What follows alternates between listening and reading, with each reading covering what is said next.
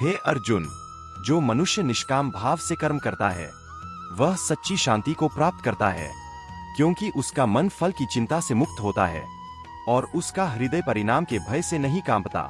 हे पार्थ, जब कर्म केवल कर्तव्य बन जाता है और उसका फल ईश्वर को समर्पित कर दिया जाता है, तब वही कर्म योग बन जाता है।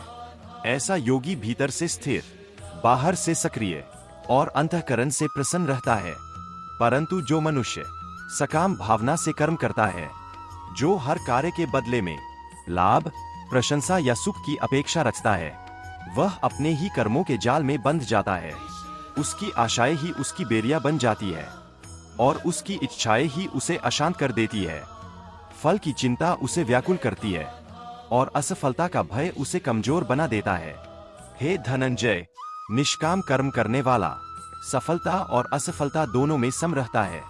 वह जानता है कर्म मेरा है, पर फल ईश्वर के हाथ में है।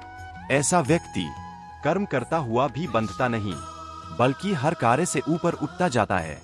उसका मन शांत रहता है, उसकी बुद्धि निर्मल रहती है और उसका जीवन संतुलित हो जाता है।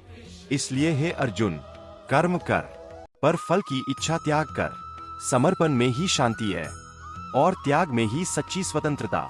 यही निष्काम कर्म का दिव्य रहस्य है।